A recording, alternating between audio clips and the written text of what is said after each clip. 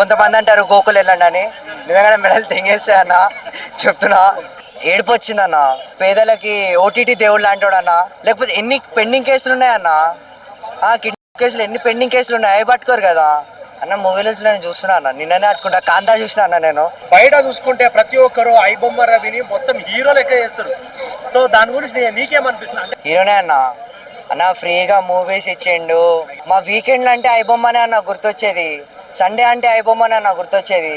ఏదన్నా కొత్త movie release అయింది అనుకో, వారం ఆగితే ఐబొమ్మలోకి వచ్చేది కదా అంటారన్న.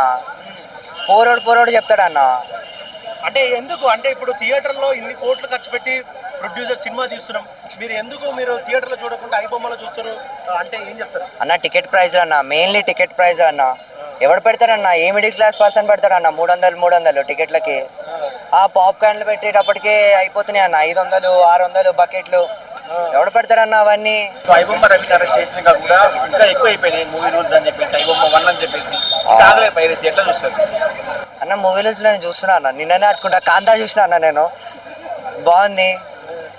నిన్ననే ఏదో ఛాలెంజ్ చేసినని ఇంకా కావాలని పట్టుకోవాలని పట్టుకున్నారన్న. లేకపోతే ఎన్ని పెండింగ్ కేసులు ఉన్నాయన్న, కిడ్నాప్ కేసులు ఎన్ని పెండింగ్ కేసులు ఉన్నాయి, అవి పట్టుకోరు కదా. ఇక సినిమా వాళ్ళు కూడా బాగా టెన్షన్ పెట్టేసారు పోలీసు వాళ్ళని. ఇంకా ఈడు కూడా ఛాలెంజ్ చేసిండు, దమ్ముంటే పట్టుకో అని. పట్టుకోరు. ఆగదన్నా, ఆగదు, పక్కా ఆగదు. నిన్ననే కాంతా చూసిన.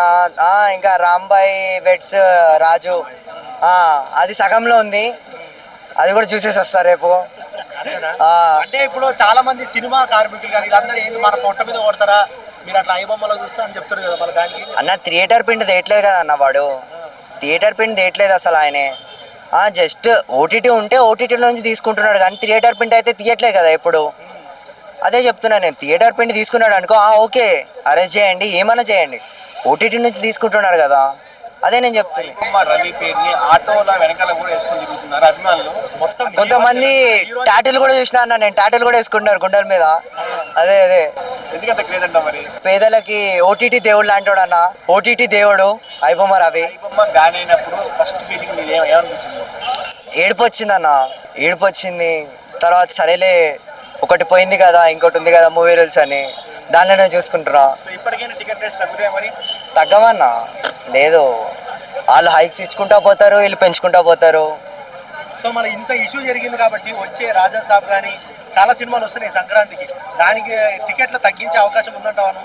లేదన్న, టికెట్లు పెంచుతారన్న. ఇంకా ప్రభాస్ మూవీ అంటేనే అది మినిమం ఒక 3 ప్రీమియర్ టికెట్లే ఎంత 1000 సంథింగ్ ఉంటుందన్న, 1200 సంథింగ్ ఎంత ఉంటుందన్న ప్రీమియర్ టికెట్స్ అయితే. చూసా 1000 నేనేం చూసానన్నా.